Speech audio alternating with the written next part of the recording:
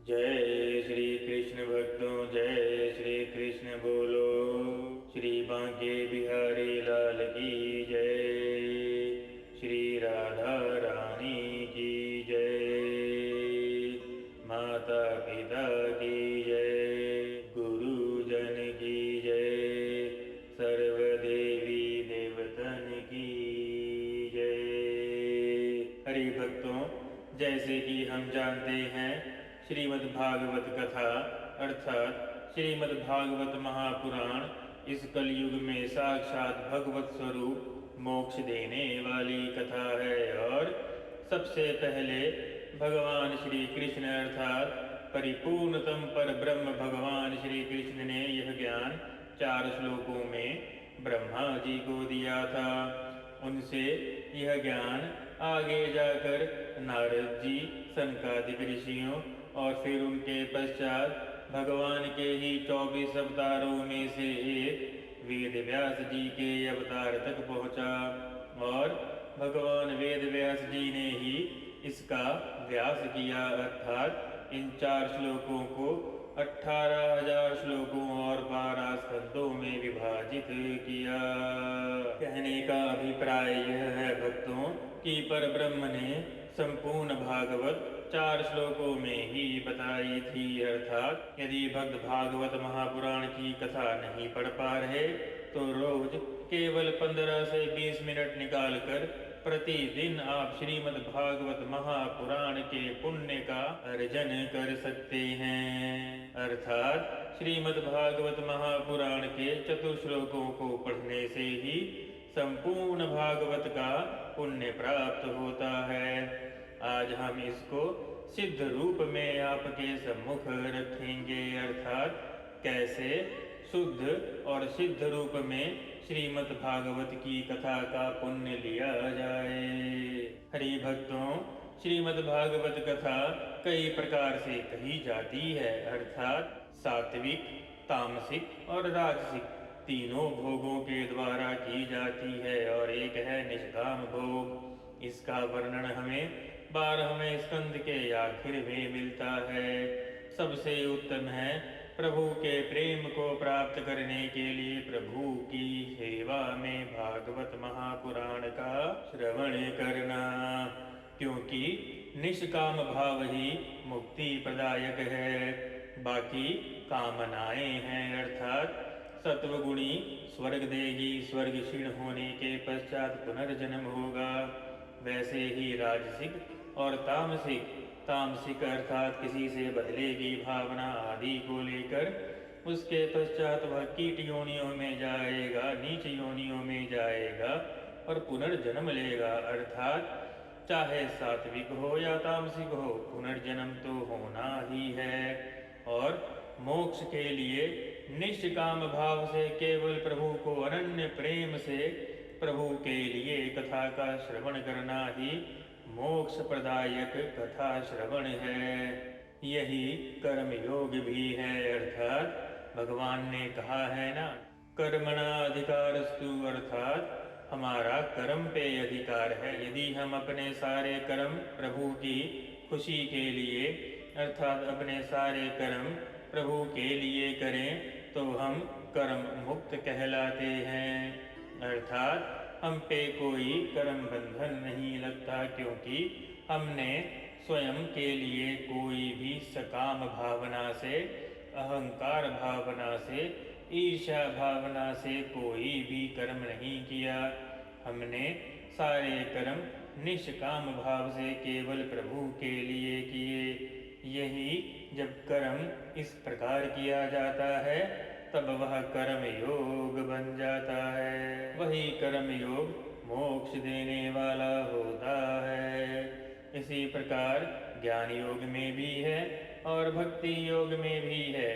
आइए भक्तों, आप अपनी मंशा के अनुसार अपनी कथा का श्रवण करें। इस कथा में हम विनय योग, न्यास, ध्यान, प्रार्थना सब करेंगे। सबसे पहले नहा धोकर शुद्ध हो जाएं, शुद्ध आसन लगाएं, शुद्ध वस्त्रों में मन को शुद्ध करें, प्रभु की प्रतिमा स्थापित करें। उसके पश्चात श्रीमद्भागवत कथा अर्थात चतुर्श्लोक का संकल्प लें और किस कामना से कर रहे हैं उसका संकल्प लें। प्रार्थना के आरंभ में भगवान श्री गणेश की आराधना करें। आइए भक्तों अब आरंभ करते हैं। वक्रकुंड महाकाय सूर्यकोटि समप्रभ निर्विघ्नं कुरु मे देव सर्वकार्येषु सर्वदा। वक्रकुंड महाकाय सूर्यकोटि समप्रभ निर्विघ्नं कुरु मे देव सर्वकार्येषु सर्वदा।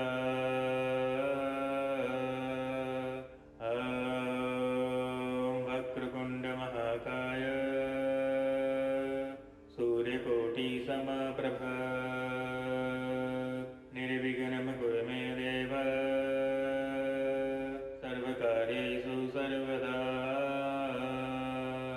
अनन्य प्रेम पूर्वक प्रभु का आवाहन करें। प्रत्येक मंत्र में अनन्य प्रेम हो, क्योंकि प्रभु केवल भाव के भूखे हैं। हम आपको श्लोकों के हिंदी अर्थ भी बताएंगे। श्रीमद् भागवत की पूजा विधि तथा विनय योग, न्यास और ध्यान प्रार्थना अर्थात आपके पूरे शरीर को ही हम इस कथा द्वारा रक्षित और संपूर्ण मंत्र रूप बना देंगे, अर्थात मंदिर ही बना देंगे। ऐसा हम नहीं, ऐसा भगवान ने कहा है, अर्थात परब्रह्म भगवान श्री कृष्ण ने कहा है। आइए भक्तों प्रार्थना करते हैं।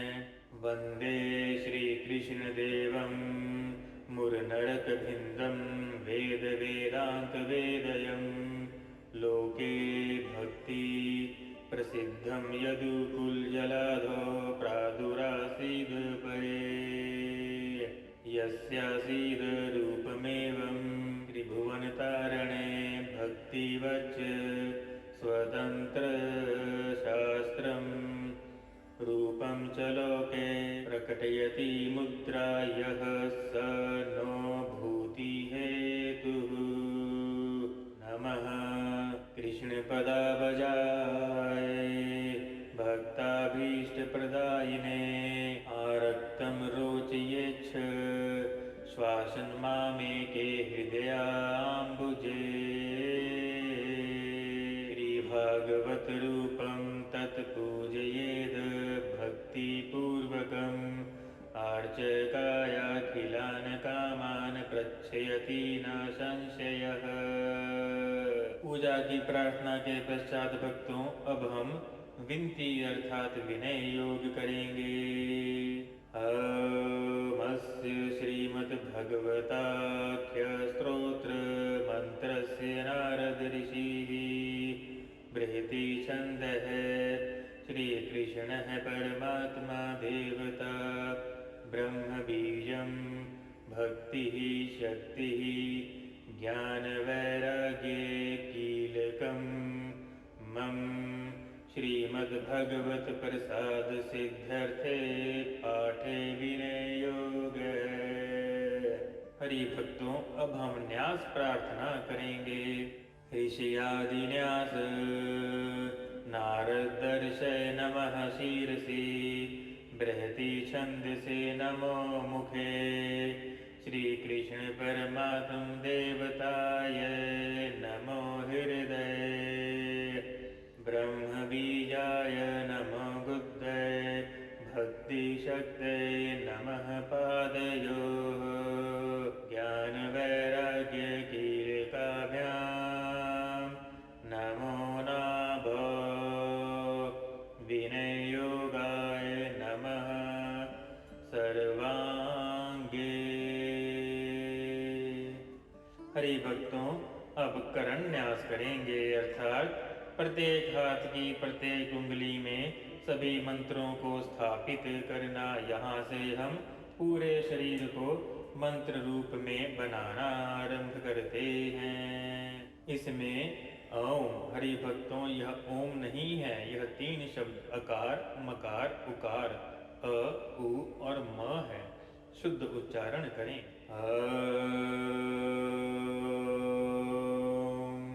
नमो भगवते वासुदेवाय। इस द्वादश अक्षर अर्थात 12 अक्षरों के मंत्र के एक एक अक्षर को प्रणव से संपुटित करके दोनों हाथों की अंगुलियों में स्थापित करना है। हरि भक्तों, दाहिना अर्थात राइट, बायां अर्थात लेफ्ट। आइए आरंभ करते हैं।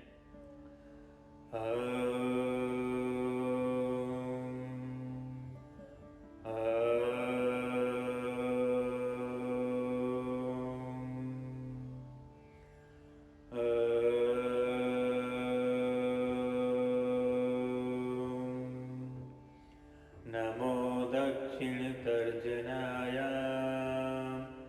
ऐसा उच्चारण करके दाहिने हाथ के अंगूठे से दाहिने हाथ के ही तर्जनी उंगली का स्पर्श करें।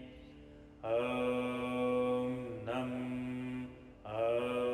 नमो दक्षिण मध्यमाय।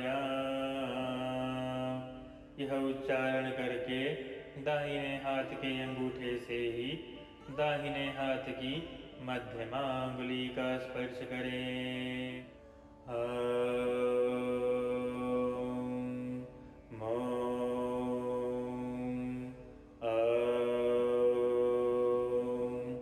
नमो दक्षिणानामिकाय। यह पढ़कर दाहिने हाथ के अंगूठे से ही दाहिने हाथ की अनामिका उंगली का स्पर्श करें। ओम भम हं। नमो दक्षिण कनिष्ठिकाय। इससे दाहिने हाथ के अंगूठे से ही दाहिने हाथ की कनिष्ठा अंगुली का स्पर्श करें। ओम गम नमो वाम कनिष्ठिकाय। इससे बाएं हाथ अर्थात लेफ्ट हैंड के अंगूठे से बाएं हाथ के कनिष्ठा का स्पर्श करें। ओम नमो वामनानामिकाय। इससे बाएं हाथ के अंगूठे से ही बाएं हाथ की अनामिका अंगुली का स्पर्श करें। ओम ते नमो वाम मध्यमाय। इससे बाएं हाथ के अंगूठे से बाएं हाथ की मध्यमा अंगुली का स्पर्श करें। ओम वाम नमो वाम तर्जनाय। इससे बाएं हाथ के अंगूठे से बाएं हाथ की तर्जनी अंगुली का स्पर्श करें। ओम सुं नमः। ओम वें नमो दक्षिणांगुष्ठपर्वणः। इसको पढ़कर दाहिने हाथ अर्थात राइट हैंड के हाथ की तर्जनी उंगली से दाहिने हाथ के अंगूठे की दोनों गांठों का स्पर्श करें। ओम वाम नमः। ओम यं नमो वामांगुष्ठपर्वणः। इसका उच्चारण करके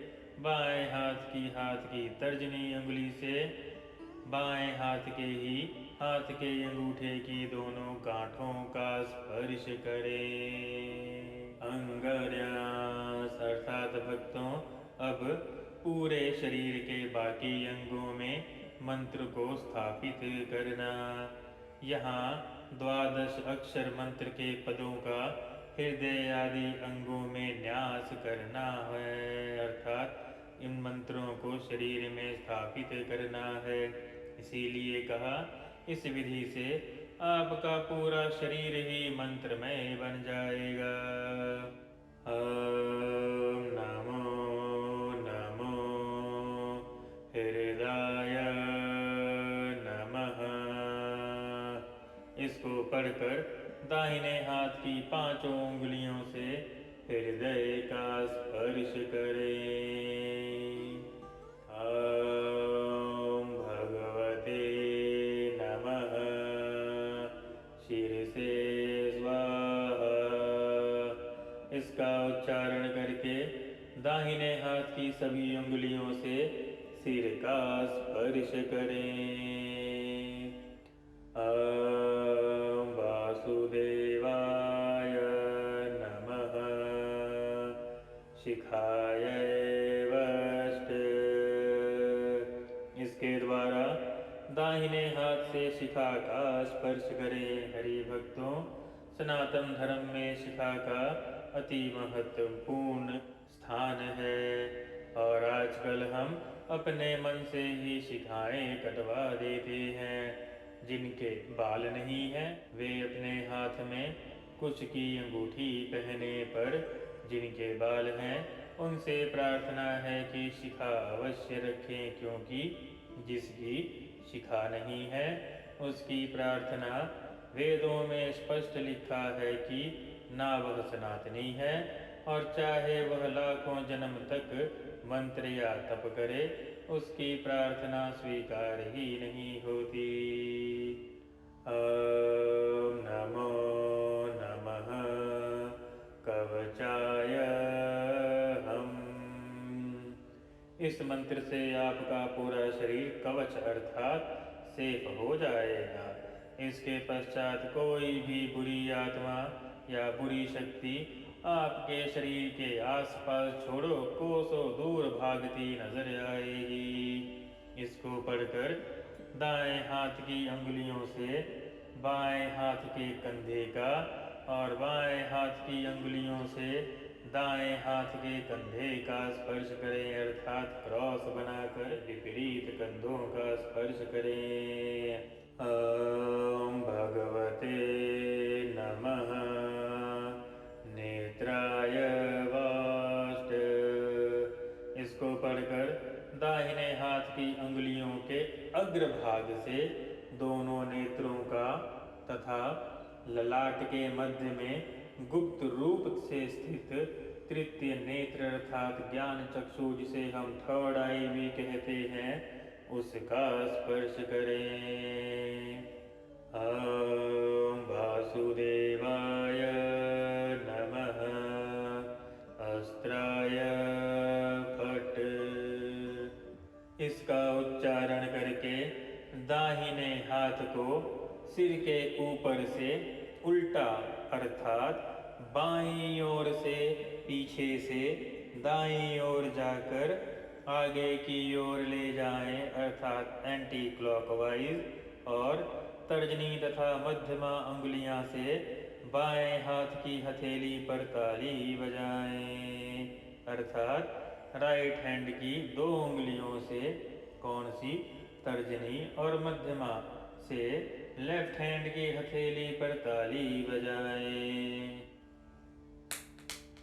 इससे आपका शरीर अस्त्र अर्थात अत्यंत शक्तिमान बन जाएगा और यह बाकी विपरीत शक्तियों से और आपकी साधना को कोई चुरा ना पाए उसका कवच बना देगा और अस्त्रों की तरह उसकी रक्षा करेगा।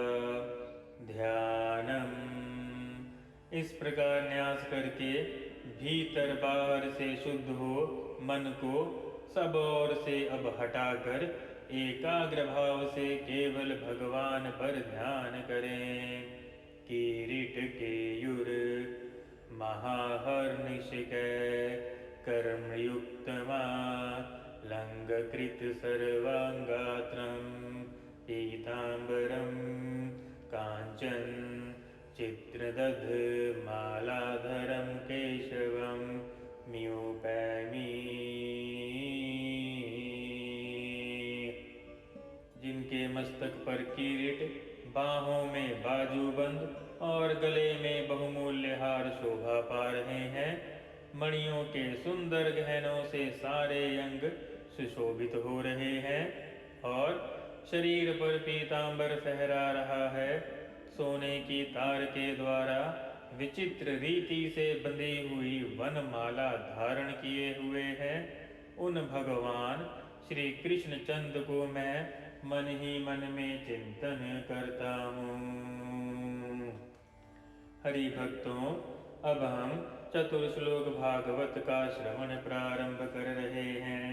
इसके श्रवण मात्र से ही आपको संपूर्ण भागवत का फल प्राप्त होता है। अहमेवासमेवाग्रे नान्यद् यद् सद् सत् परम पश्चादहं यदेच्छयो अविशेष्येत सो अस्म्यहं।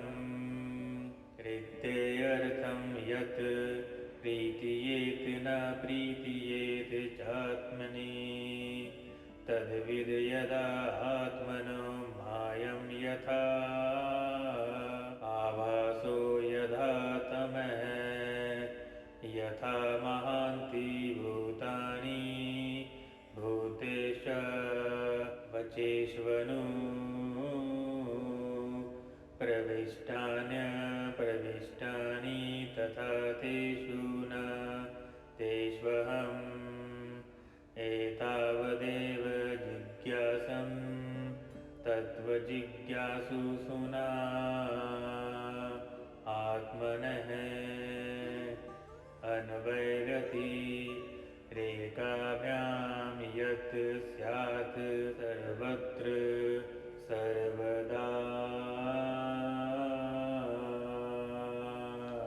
भावार्थ, श्री भगवान कहते हैं, सृष्टि के आरंभ में केवल मैं ही था, सत्य भी मैं ही था और असत्य भी मैं ही था। मेरे अलावा और कुछ भी नहीं था।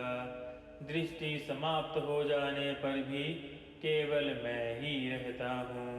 यह चर अचर सृष्टि स्वरूप केवल मैं ही हूँ और जो कुछ इस सृष्टि में दिव्य रूप से है वह मैं हूँ। प्रलय होने के बाद भी जो कुछ बचा रहता है वह भी मैं ही हूँ। मूल तत्व आत्मा है। हरि भक्तों ध्यान दें, दूसरे श्लोक में भगवान ने क्या कहा? मूल तत्व आत्मा है जो दिखाई नहीं देती। इसके अतिरिक्त सत्य जैसा जो कुछ भी दिखता है वह सब केवल माया है। आत्मा के अलावा जो कुछ भी आभास होता है वह अंधकार और परछाई के समान मिथ्या अर्थात झूठ है।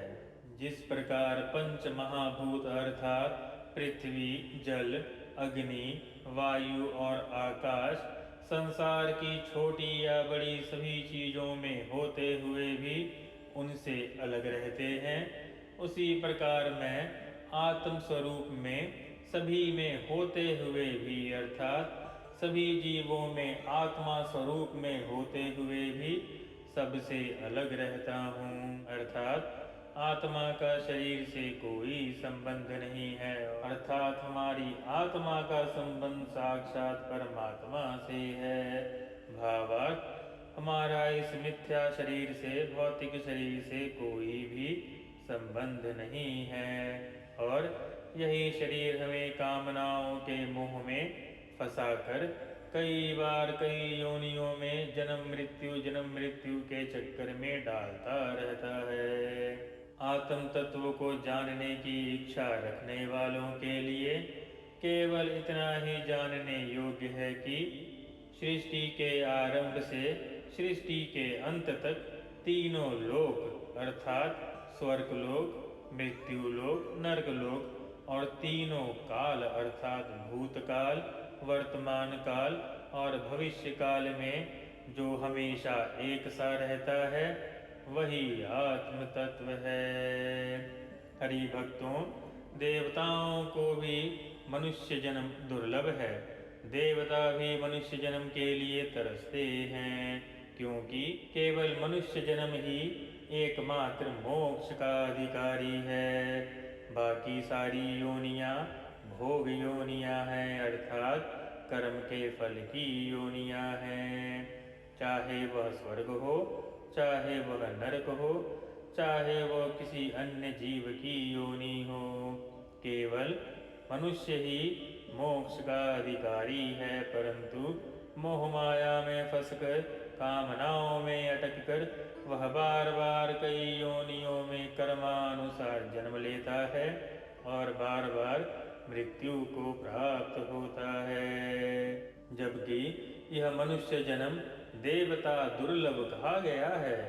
भागवत महापुराण के महात्म्य में पहले 2 अध्यायों में ही देवता दुर्लभ अर्थात मनुष्य जन्म देवता दुर्लभ कहा गया है, और हमें यह मनुष्य जन्म प्रभु ने अनन्य पुण्य जन्मों के अनुसार मोक्ष प्राप्ति के लिए दिया है, और हम मायावश इस संसार में फंस गए हैं।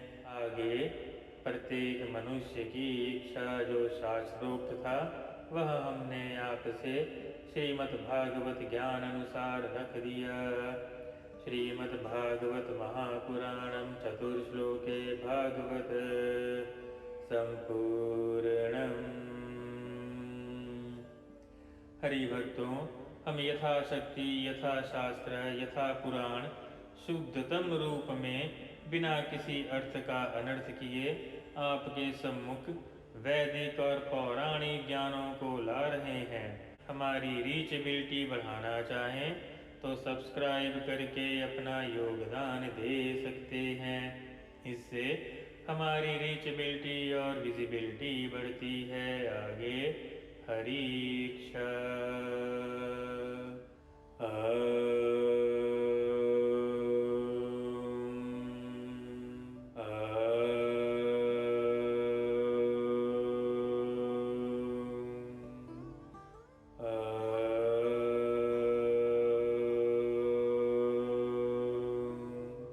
प्रत्येक कथा या जाप के अंत में 3 बार ओम अवश्य पढ़ें, क्योंकि इससे आपका ऑरा अर्थात अर्जित शक्ति लॉक हो जाती है। जय श्री कृष्ण, जय श्री राधा।